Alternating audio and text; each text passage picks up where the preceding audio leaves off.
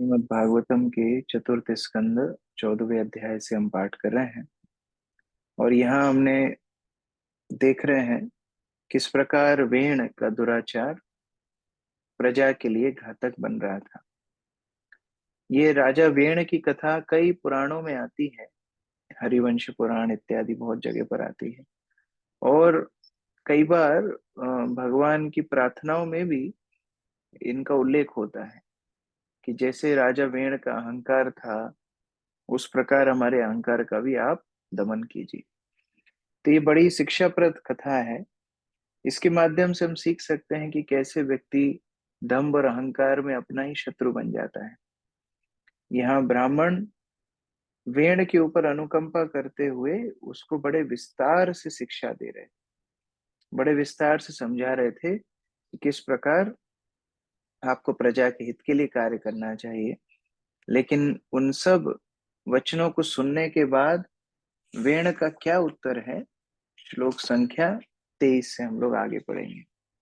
वेणुवाच बालिशा बत यूयं वा अधर्मे धर्ममानिन ये वृत्तिदं पतिं हित्वा जारं पतिमुपासते। अक्रूर प्रभु। धन्यवाद प्रभु जी। राजा वेन ने उत्तर दिया, तुम अनुभवहीन हो।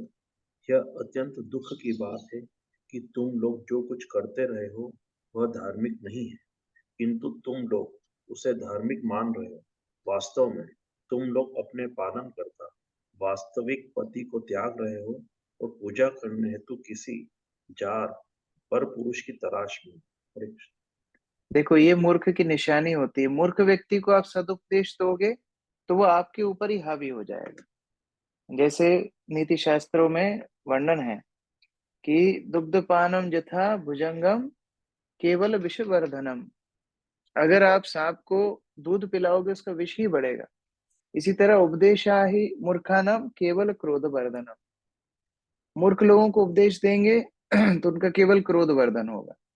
यहाँ वेण का प्रथम वचन ही है, मेरी कोई गलती नहीं है, आप सब अनुभवी नहीं हो। बड़े बड़े ब्राह्मण ऋषि उनको समझाने आए हैं।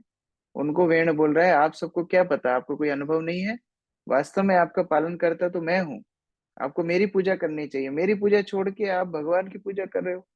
ये तो परपति है। वास्तव में मैं आपका पालक हूँ। ये अहंकार का प्रभाव होता है। व्यक्ति अपने हित को भी भूल जाता है। तात्पर्य रंगनी प्रिय माता जी। हरे कृष्ण प्रभु जी। जब वेन इतना मूर्ख था कि उसने मुनियों को बच्चों के समान अनुभवहीन कह डाला। दूसरे शब्दों में वह उनको सही ज्ञान न होने का दोषी बता रहा था। इस प्रकार उसने उनके उपदेश को अस्वीकार करके उनके विरुद्ध दोषारोपण किया। वे उस स्त्री के समान है जो अपने पालन पोषण करता पति की चिंता न करके जार पुरुष को प्रसन्न रखती है, जो उसका पालन पोषण नहीं करता है। इस उपमा का मंतव्य स्पष्ट है। क्षत्रियों का कर्तव्य है कि वे ब्राह्मणों को अनेक प्रकार के धार्मिक कार्यों में लगाए और राजा को ब्राह्मणों का पालक माना जाता है। यदि ब्राह्मण राजों को न पूज कर देवताओं के पास जाए तो वे उतने ही दूषित हैं जितना कि उल्टा स्त्री। हरे कृष्ण। इस प्रकार वेण बोल रहा है। वेण का सोचना है कि किसी की पूजा मत करो, मेरी पूजा करो। आप लोग बच्चों की तरह अनुभवहीन हैं। आप लोग जो कुछ मुझे बता रहे हैं वास्तव में उसका कोई भी मूल्य नहीं है। अवजानन्ति आमि मूढ़ा रूपिणम ईश्वरम नानुवन्दन्ति ते भद्रम इह लोके परत्र च। नीतू माता जी। हरे कृष्णा प्रभु जी, दंडवत प्रणाम। जो लोग अज्ञानतावश उस राजा की पूजा नहीं करते थे जो कि वास्तव में भगवान है, तो वे ना तो डर इस लोक में और इस परलोक में सुख का अनुभव करते हैं। हरे कृष्णा प्रभु जी। यह श्लोक सुना सुना लग रहा है। भगवत गीता में भगवान बोलते हैं, अवजानन्ति माम मूढ़ा मनुष्यम तनुमाश्रितम। गीता में भगवान बोलते हैं जो मूर्ख है, मूढ़ है, वो मेरे स्वभाव को नहीं जानते। और यहाँ वेण वो उसी श्लोक को कॉपी कैट कर रहा है। यहाँ पर बोल रहा है मुझे लोग नहीं मान रहे हैं क्योंकि वो अज्ञानतावश मूर्खतावश मुझे नहीं मान रहे हैं। वास्तव में मैं ही पूजा के लोग हूं, मैं ही भगवान हूं। ये मूर्खता वेण की है। को यज्ञ पुरुषो नाम जत्र वो भक्तिरिच्यसि भ्रतृ स्नेह विदुराणाम यथा जारे कुयोषिताम। शोभा माता जी। तुम लोग देवताओं के इतने भक्त हो, किंतु वे हैं कौन? निसंदेह इन देवताओं के प्रति तुम लोगों का स्नेह उस उल्टा स्त्री जैसा है जो अपने विवाहित जीवन की उपेक्षा करके अपने जार पुरुष पर सारा ध्यान केंद्रित कर देती है। हरे बार कृष्ण। बार ये उदाहरण दे रहा है, बार बार ये उदाहरण दे रहा है कि आपको तो वास्तव में मुझे स्वामी रूप से स्वीकार करना चाहिए, आप क्यों इधर उधर की पूजा की बात करते हैं। अच्छा, देवता देवता ठीक है, भगवान की क्या बात है, वो भी बोल रहा है। विष्णुर्विरंचो गिरिशा इंद्रो वायुर्यमा रवि यमो रवि परिजन्य धनधा सोम क्षितिरग्निरपापति एते चान्ये च विबुधा प्रभावो विरशापयो देहे भवन्ति नृपते सर्वदेवमयो नृपा। वेण के उपदेश। गायत्री माता जी।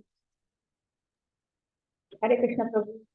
भगवान श्री विष्णु ब्रह्मा, शिव, इंद्र, वायु, यम, सूर्यदेव, पर्जन्य, कुबेर, चंद्रदेव, पृथ्वी देवी, अग्निदेव, वरुण तथा अन्य बड़े बड़े देवता जो आशीर्वाद या शाप देते सकने में समर्थ है, वे सब राजा के शरीर में निवास करते हैं। इसीलिए राजा सभी देवताओं का आधार माना जाता है। देवता राजा के शरीर के अंश मात्र है। हरे कृष्ण। तो वेण, अब ये बात अगर ऐसी थी तो उसके पिता भी तो राजा थे, महाराज अंग भी तो राजा थे, तो उस समय पर उसने महाराज अंग को तो इस तरह सम्मान नहीं दिया, उनकी बात तो नहीं मानी। लेकिन अब खुद राजा बना है तो उपदेश दे रहा है कि देखो सारे देवताओं का निवास राजा के शरीर में होता है। इसीलिए दूसरों को उपदेश देते समय तो हमको बहुत बातें याद रहती है, लेकिन खुद के ऊपर लागू करते समय हमको कुछ याद नहीं रहता है। रेखा माता जी, तात्पर्य। ऐसे अनेक असुर हैं जो अपने को परम शक्तिमान मानते हुए अपने को सूर्य, चंद्र तथा अन्य ग्रहों का स्वामी बताते हैं। यह मिथ्या अहंकार के कारण है। इसी प्रकार राजा वेन में आसुरी प्रवृत्ति आ गई थी और वह अपने आप को भगवान मानने लगा था। इस कलयुग में ऐसे असुरों की भराभार है, किंतु ऋषियों मुनियों द्वारा इन सबकी बत्सरना की जाती है। हरे कृष्ण। तो ये आसुरिक प्रवृत्ति ही तो है कि व्यक्ति अपने आप को भगवान ही मानने लगा है, अपने शरीर में सभी देवताओं का निवास स्थान बता रहा है। तस्मान् माम कर्म भीर्विप्रा यज्जध्वम गतमत्सरा बलिम च मह्यम हरत मत्तोन्य को गृहपुपमान। पुष्पा माता जी। हरे कृष्ण प्रभु। राजा बेन ने आगे कहा, इसलिए हे ब्राह्मणी, तुम मेरे प्रति ईर्ष्या त्याग कर अपने अनुष्ठान कार्यों द्वारा मेरी पूजा करो और समस्त पूजा सामग्री मुझ पर ही चढ़ाओ। यदि तुम लोग भी बुद्धिमान होगे तो समझ सकोगे कि मुझसे श्रेष्ठ ऐसा कोई पुरुष नहीं जो समस्त यज्ञों की प्रथम आहुतियों को ग्रहण कर सके। हरे कृष्ण प्रभु जी। ये मिथ्या अहंकार है और वास्तव में वेण के शब्द हम सब के शब्द हैं। हम सब अपने आप को श्रेष्ठ समझते हैं, हम सब अपने आप को पूजा लाभ प्रतिष्ठा सम्मान का प्रत्याशी, पूजा लाभ प्रतिष्ठा सम्मान का भागी मानते हैं और दूसरों के सम्मान को हम सहन नहीं कर पाते। ये राजा मेण की चेतना हम सब के अंदर है। वास्तव में मिथ्या अहंकार के कारण अपने आप को सर्वश्रेष्ठ भगवान घोषित कर रहा है राजा वेण। गौरी शंकर प्रभु।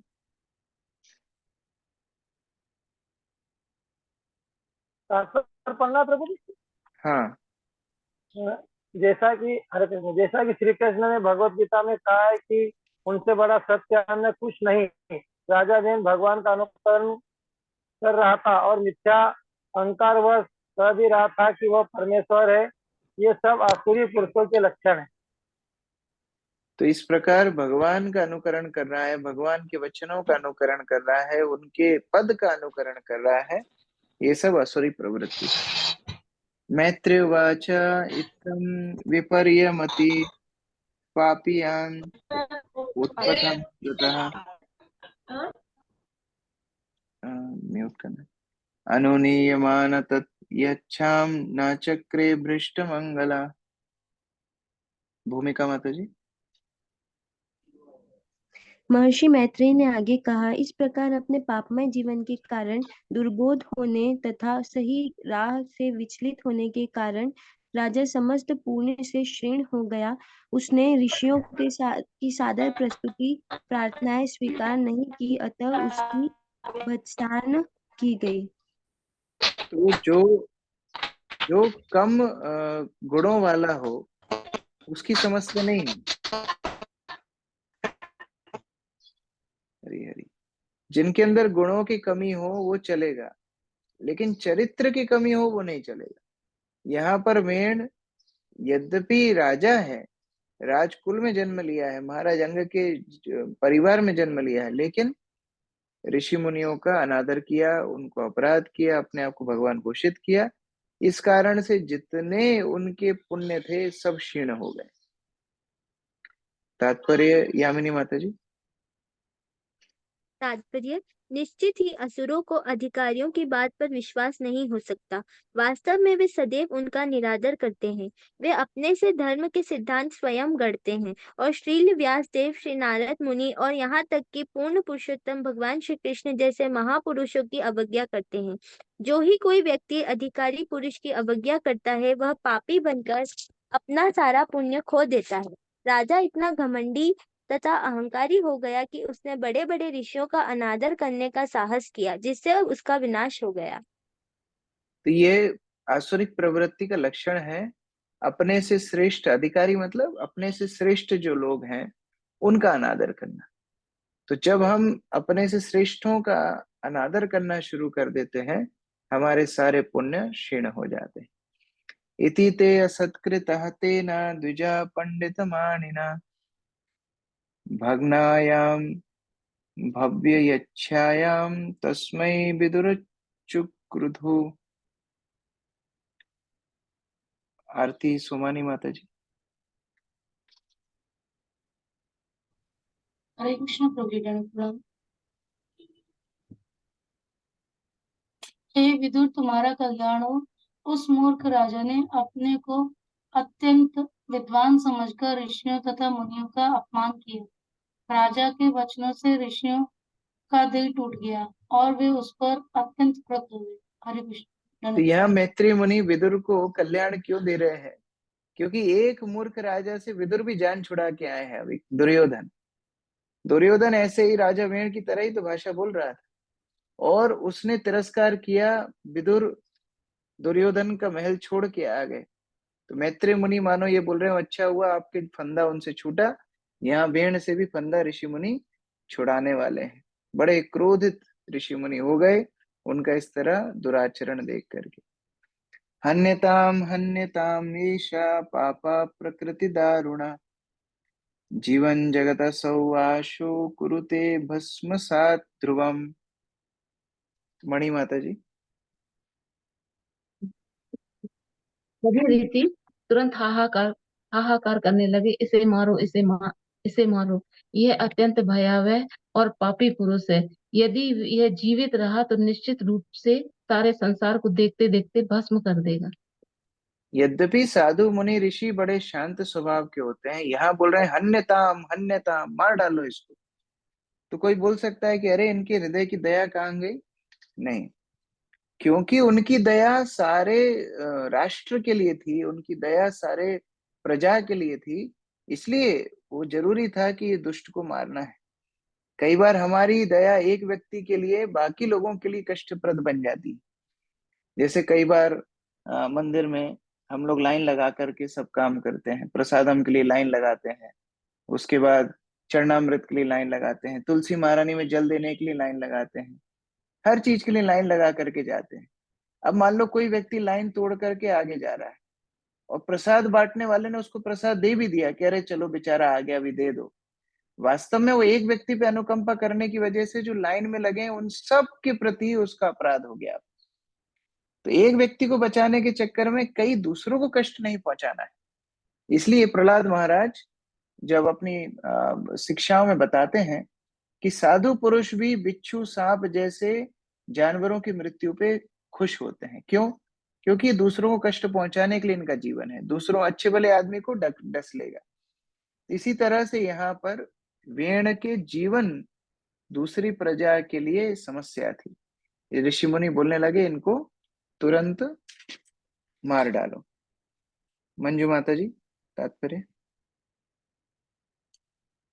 साधु पुरुष सामान्यतः सभी जीवात्माओं के प्रति अत्यंत दयालु होते हैं, किंतु यदि कोई सर्प या बिच्छू मार दिया जाए तो वो दुखी नहीं होते। साधु पुरुषों के लिए वध करना ठीक नहीं, किंतु वे असुरों का वध करने हेतु प्रोत्साहित होते रहते हैं, क्योंकि वे सर्प तथा बिच्छुओं के समान होते हैं। अतः सब ऋषियों ने निश्चय किया कि राजा वैन का वध कर दिया जाए, जो मानव समाज के लिए इतना भयावह था। जिस सीमा तक ऋषियों ने राजा को वास्तव में बस में करना चाहा, उनकी प्रसन्नता की जानी चाहिए। यदि कोई राजा या सरकार आसुरी हो जाए तो साधु पुरुषों का कर्तव्य है कि सरकार को पलटकर उसके स्थान पर ऐसे योग्य व्यक्ति को आसीन कराएं जो साधु पुरुषों की आज्ञाओं एवं आदेशों का पालन कर सके। तो ये साधुओं का, ऋषि मुनियों का समाज के प्रति कर्तव्य है कि वो उचित राजा का चयन करके उनको आसीन करे। नायमर्हति असद्वृत्ता नर देवावरासनम यो अधियज्ञपतिं विष्णुं विनिनन्दति अनपत्रपः। नमिता माता जी। ऋषियों ने आगे कहा, यह अपवित्र दंभी व्यक्ति सिंहासन पर बैठने हेतु सर्वथा अयोग्य है। यह इतना निर्जल है कि इसने पूर्ण पुरुषोत्तम भगवान श्री विष्णु का भी अपमान करने का दुस्साहस किया है। अपने आप को श्रेष्ठ बता रहा है, इसका मतलब क्या है? जो श्रेष्ठ व्यक्ति है उसका अपमान कर रहा है, तो भगवान का साक्षात अपराध कर रहा है। ये वास्तव में सिंहासन पे बैठने लायक ही नहीं। ऋषि मुनि अभी वेण को दंड देने वाले। आशा माता जी। किसी को भगवान विष्णु अथवा उनके भक्तों के प्रति अपमान या निंदा को कभी सहन नहीं करना चाहिए।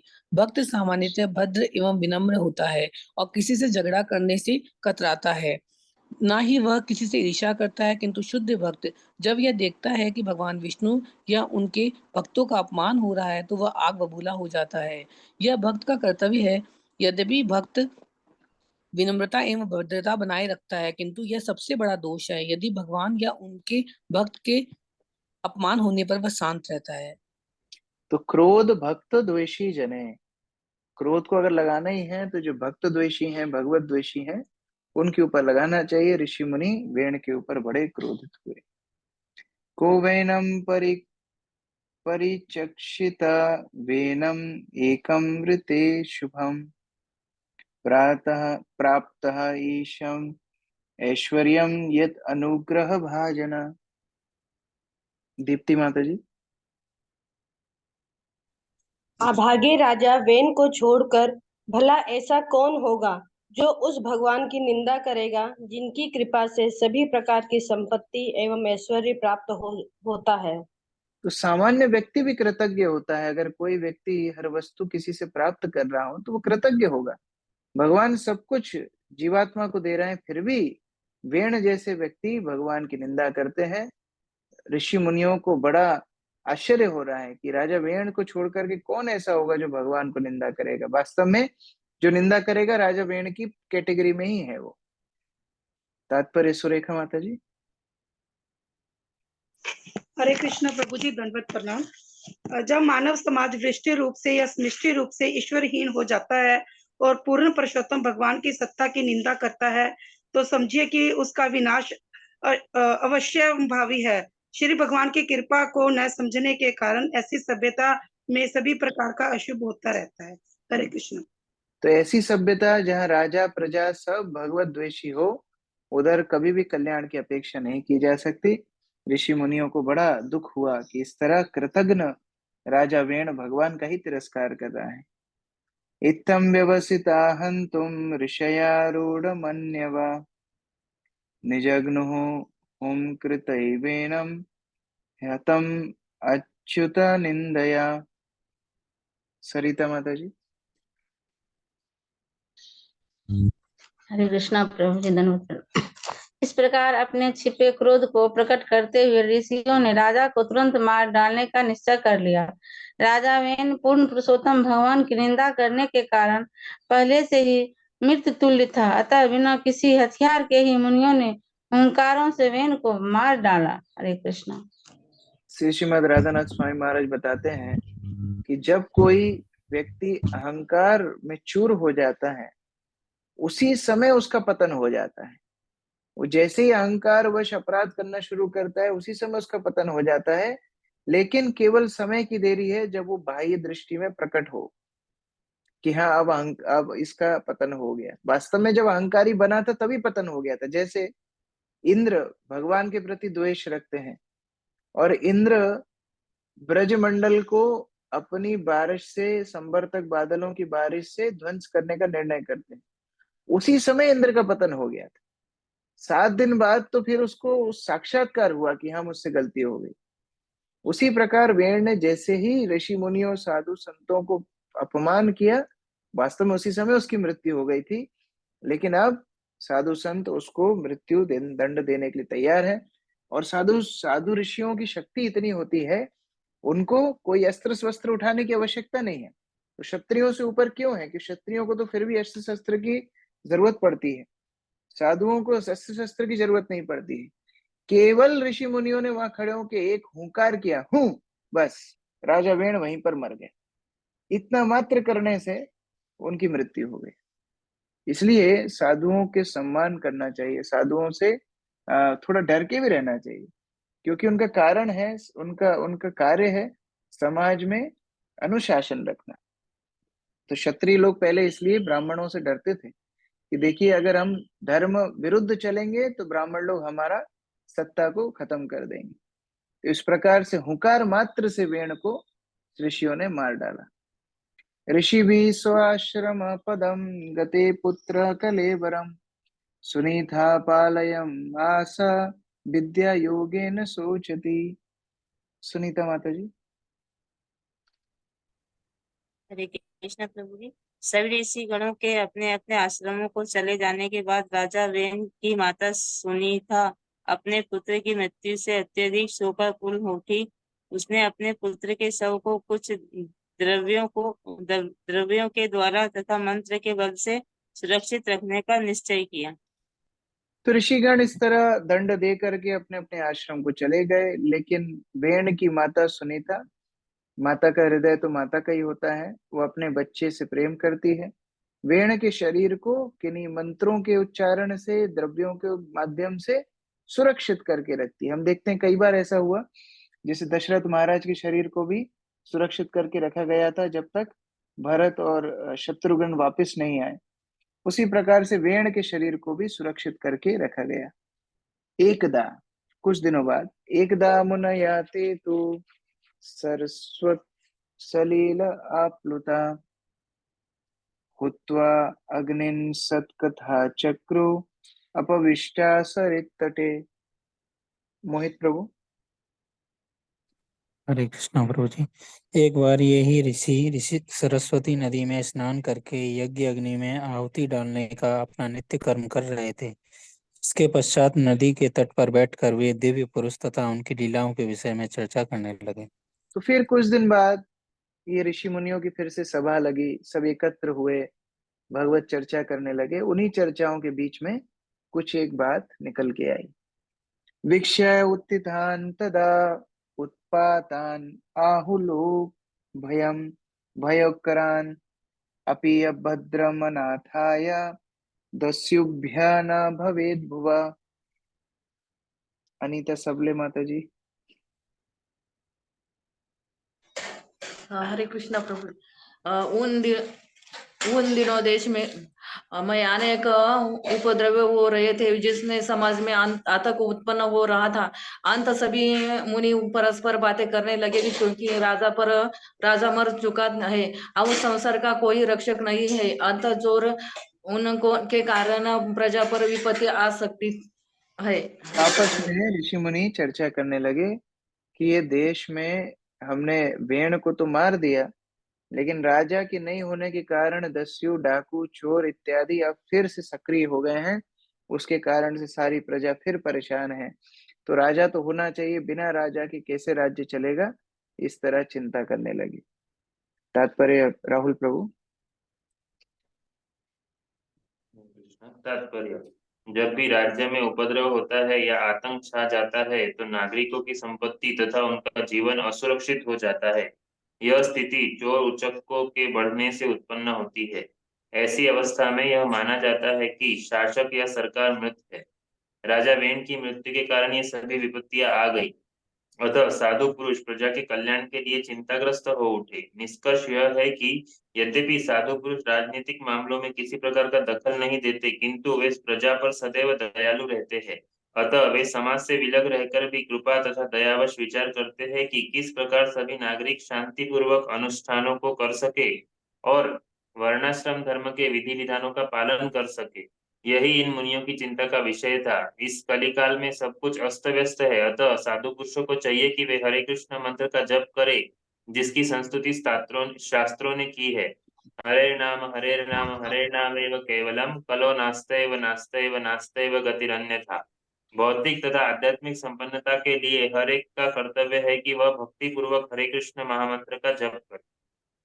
इस प्रकार लोगों का हृदय शुद्ध होगा, भगवत नाम का आश्रय लेते हुए उनके गंदी आदतें छूटेंगी, समाज में धर्म का स्थापना होगी। राजा इत्यादि सब जब धर्म पालन करेंगे तब समाज सक्रिय चल पाएगा। नहीं तो जिस तरह राजा वेण की अनुपस्थिति में चोर चुक्के इत्यादि सब सक्रिय हो गए, धर्मज्ञ राजा नहीं होगा, तो इसी तरह प्रजा की स्थिति होगी। एवं रशंत ऋषया धावताम सर्वता दिशम पांसो सुमुत्थिता भूरि चोराणाम अभिलुप्ताम। मधुमाता जी।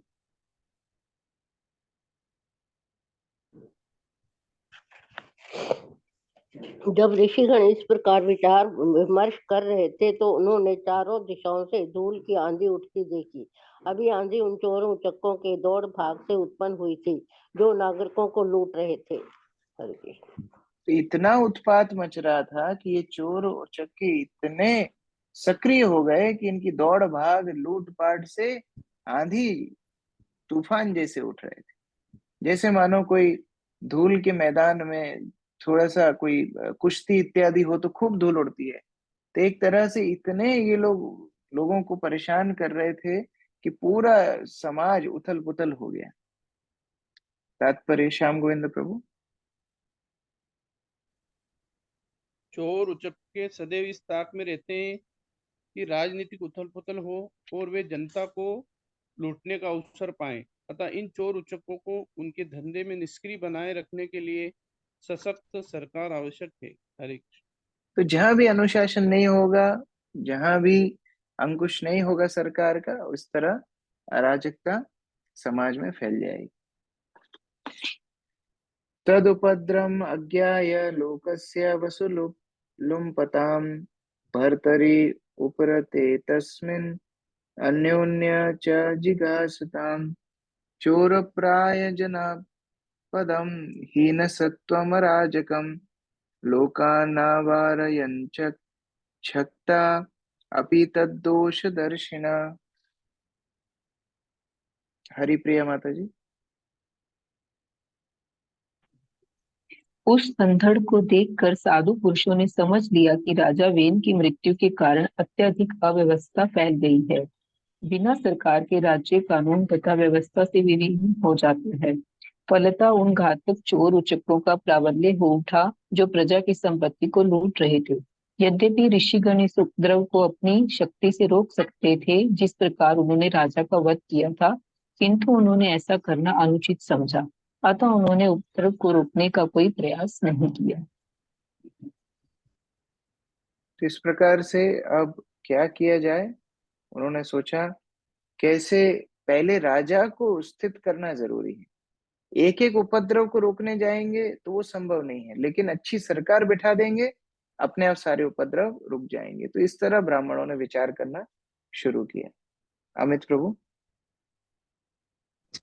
तात्पर्य, ऋषियों तथा मुनियों ने अल्पकाल उपस्थित होने से राजा वेन का वध तो कर दिया, किंतु उन्होंने मृत्यु के पश्चात चोर उचक्कों को जो बोलबाला हुआ उसको दबाने हेतु सरकार में सम्मिलित होना उचित नहीं समझा। ब्राह्मणों तथा साधु पुरुषों का काम वध करना नहीं है, भले ही आपातकाल उपस्थिति होने पर वे कभी कभी ऐसा कर सकते हैं। वे चाहते तो अपने मंत्रों के बल से सभी चोर उचक्कों का वध कर सकते थे, किंतु उनके मतानुसार यह क्षत्रिय राजाओं का कर्तव्य था, अतः उदासीन होकर वध करने के इस कार्य में उन्होंने भाग नहीं लिया। हरे कृष्ण। तो उन्होंने अपने हाथ में सरकार नहीं ली, वरन सरकार बनाने की चेष्टा की। जैसे प्रभुपाद को एक बार किसी ने पूछा था कि प्रभुपाद, अगर आप प्रधानमंत्री बनने का आपको अवसर मिले तो आप क्या करेंगे? प्रभुपाद बोले, मैं प्रधानमंत्री नहीं बनूंगा, मैं प्रधानमंत्री का गुरु बनूंगा, क्योंकि ब्राह्मणों का कार्य है सरकार को दिशा दिखाना, अपने आप सरकार चलाना ये उनका कार्य नहीं। ब्राह्मण समुद्रिक शांता दीनानाम समुपेक्षका शत्रुवते ब्रह्म तस्यापि भिन्न भंडात पया यथा। ओजस्विनी माता जी। हरे कृष्ण प्रभु जी। ऋषिगण सोचने लगे कि यद्यपि ब्राह्मण शांत और समदर्शी होने के कारण निष्पक्ष होता है, तो भी उसका कर्तव्य है कि वह दीन मनुष्यों की उपेक्षा ना करे। ऐसा करने से उसका आत्मबल उसी प्रकार घट जाता है जिस प्रकार फूटे बर्तन से पानी रिस जाता है। हरे कृष्ण प्रभु। तो ब्राह्मणों को ये भी नहीं सोचना चाहिए कि अरे देखो अभी जो चल रहा है चलने दो, नहीं, उन्होंने निरपेक्ष होकर के अपने कर्तव्य करने हैं और सारे समाज के उत्थान के लिए कार्य करना है। ये ब्राह्मणों का, ऋषियों का कर्तव्य है। जय माता जी। तात्पर्य, मानव समाज का सर्वोच्च वर्ग होने के कारण ब्राह्मण अधिकांशतः भक्त होते हैं। वे आध्यात्मिक प्रगति के कार्यों में व्यस्त रहने के कारण सामान्यतः इस भौतिक जगत में होने वाली घटनाओं से अनजान रहते हैं।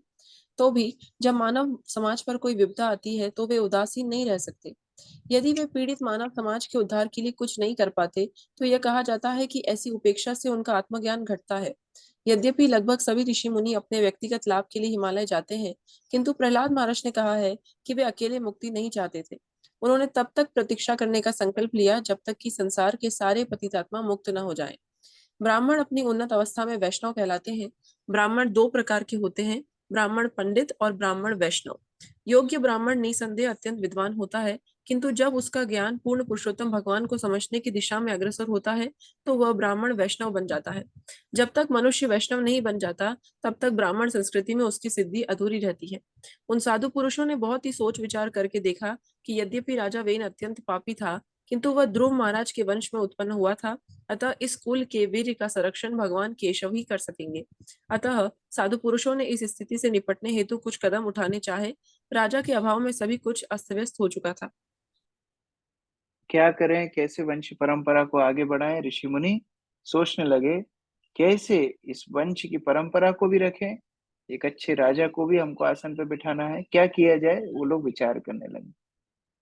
नांगस्य वंश राजऋषे एषा संस्थातु तुमर्हति अमोघ वीर्यो हि नृपा वंशे अस्मिन् केशव आश्रया।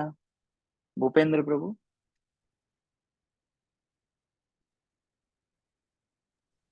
हरे कृष्ण प्रभु।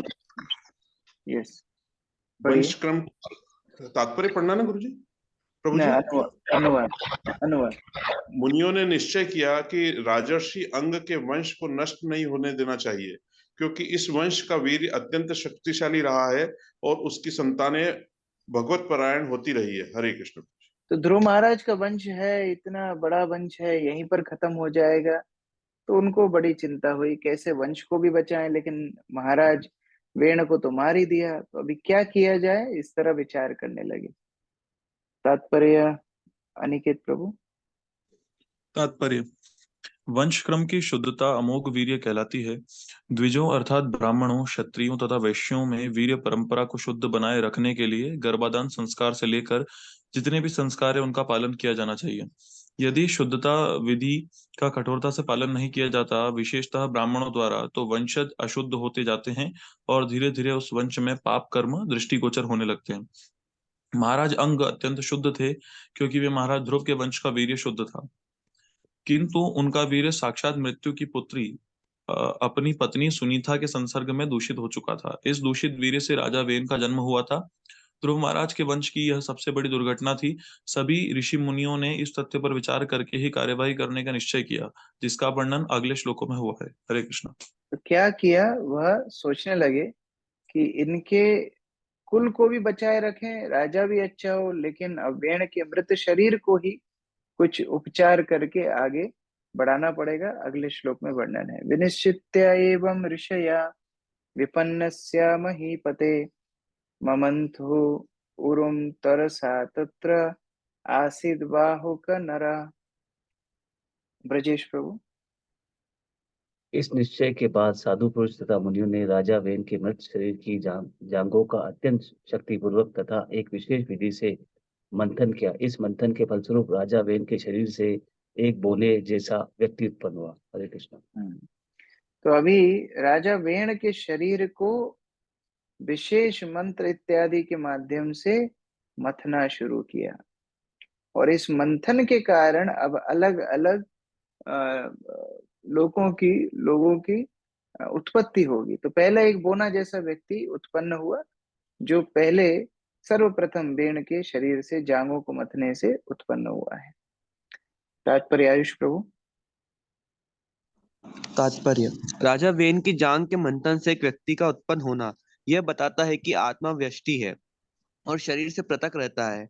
ऋषि तथा मुनि राजा वेन के मृत शरीर से एक दूसरा व्यक्ति उत्पन्न कर सके, किंतु वे मृत राजा को जीवित नहीं कर सके। राजा वेन का निधन हो चुका था और उसने निश्चय ही दूसरा शरीर ग्रहण कर लिया था। साधु पुरुषों तथा मुनियों को वेन के शरीर से ही सरोकार था, क्योंकि वह महाराज ध्रुव की वंश परंपरा में था। अतः जिन अवयवों से दूसरा शरीर उत्पन्न किया जा सका, वे राजा वेन के मृत शरीर में विद्यमान थे। जब मृत शरीर की दोनों जांघों को विशेष विधि से मथा गया, तो एक दूसरा शरीर उत्पन्न हो गया। यद्यपि वेन का शरीर मृत था, किंतु उसकी माता ने उसे मंत्रों तथा औषधियों से सुरक्षित कर रखा था। फलतः नवीन शरीर उत्पन्न करने हेतु समस्त अवयव उपस्थित थे। अतः जब राजा वेन के मृत शरीर से बाहुक नामक व्यक्ति का शरीर प्रकट हुआ, तो यह बहुत आश्चर्यजनक न था। यह तो केवल इसे प्राप्त करने की विधि जानने का प्रश्न था। एक शरीर के वीर्य से दूसरा शरीर उत्पन्न होता है, और इसमें आत्मा के आश्रय लेने से जीवन के लक्षण दिखाई देते हैं। कोई यह न सोचे कि महाराज वेन के मृत शरीर से दूसरा शरीर उत्पन्न करना असंभव था। मुनियों ने अत्यंत कौशल से यह कार्य संपन्न किया। तो हम नहीं कर पाते हैं वो बात अलग है, लेकिन उस समय ऋषि मुनियों को ये तकनीक मालूम थी, कैसे एक शरीर से दूसरे शरीर को जन्म दिया जा सकता है। उन्होंने मंथन करके ये बाहुक नाम के व्यक्ति को उधर से प्रकट किया। काक कृष्ण तिहृष कौन सा श्लोक पढ़ रहा है? हाँ, काक कृष्ण त्रिहर्ष्वंग ह्रस्व बाहुर्महाहनो ऋष्वापान निम्न नासर्गो रक्ताकशस्ताम्रमूर्ध्वजा। यामिनी माता जी। राजा वेन की जंघाओं से उत्पन्न इस व्यक्ति का नाम बाहुक था। उसका वर्ण कौवे जैसा काला था। उसके शरीर के सभी अंग ठीकने थे। उसके हाथ तथा पांव छोटे थे और जबड़े लंबे थे। उसकी नाक चपटी, आंखें लाल लाल तथा केश तांबे जैसे रंग के थे। तो इस प्रकार वर्णन है बाहुक का, जो प्रथम वेन के शरीर से जन्म लिया। उसको देख करके ऋषि मुनियों ने उसको आदेश दिया, तम तु ते अवनतम दीनम किम करोमि इति बादिनम निषीद इति अब्रुवन्तात सह निषाद तथा अभवत। ओजस्विनी माता जी। वह अत्यंत विनम्र था और अपना जन्म होते ही उसने विनीत होकर पूछा, महाशय मैं क्या करूं? ऋषियों ने कहा, बैठ जाओ। इस प्रकार निषाद जाति का जनक निषाद उत्पन्न हुआ। तो ये निषाद कुल के प्रथम व्यक्ति हैं। निषाद कुल इधर से शुरू हुआ। उन्होंने जन्म लेके पूछा क्या करूं? ऋषियों ने बोला भी बैठ जाओ एक तरफ। तो बैठ जाओ, निषीद शब्द संस्कृत में मतलब है बैठ जाओ, उससे नाम आया निषाद, और फिर वही निषाद कुल में आगे ये पूरा कुल आगे बढ़ा। तात्पर्य अमित प्रभु। तात्पर्य, शास्त्रों में कहा गया है कि शरीर का सिर ब्राह्मणों के, भुजाएं क्षत्रियों के, उदर भाग वैश्यों के तथा जंगा से नीचे पांव शूद्रों के प्रतिनिधि स्वरूप है। शूद्रों को कभी कभी कृष्ण अर्थात काला भी कहते हैं।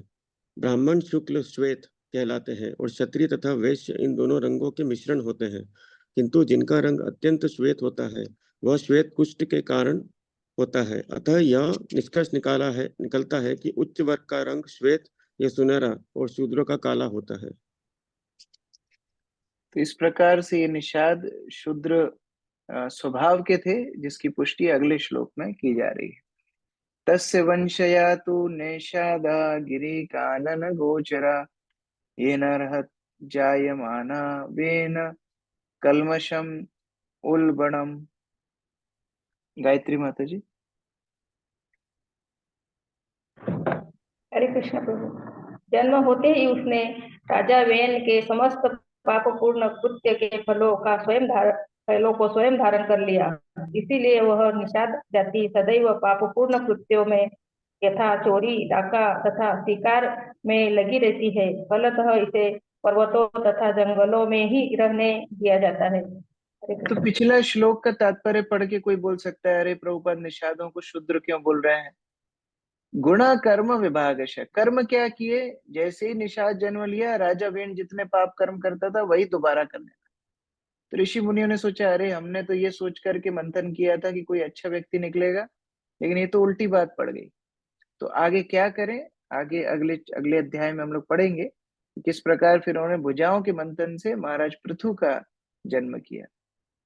तात्पर्य योगिता माता जी। तात्पर्य, निषादों को नगरों तथा कस्बों में नहीं रहने दिया जाता था, क्योंकि ये स्वभाव से ही पापी होते हैं। फलतः इनके शरीर कुरूप होते हैं और इनके पेशे भी पापमय होते हैं। लेकिन हमें यह जान लेना चाहिए कि इन पापी मनुष्यों को कभी कभी इन्हें किरात कहा जाता है, कभी कभी किसी शुद्ध भक्त की कृपा से उद्धार हो जाता है और वे सर्वोच्च वैष्णव पद को प्राप्त कर लेते हैं। भगवान की दिव्य प्रेम भक्ति से चाहे कोई कितना ही पापी क्यों न हो, भगवान के धाम जाने का पात्र बन जाता है। उसे केवल भक्ति योग द्वारा समस्त कलमश से मुक्त होना होता है।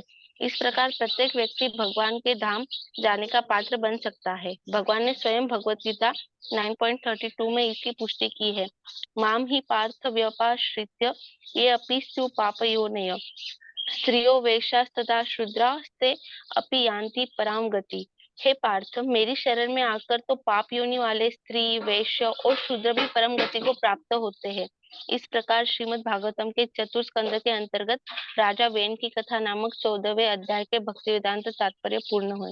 हरे कृष्ण। इस प्रकार यहाँ पर बताया जा रहा है कि ये निषाद कुल, ये किराट भी बोला जाता है इनको संस्कृत में।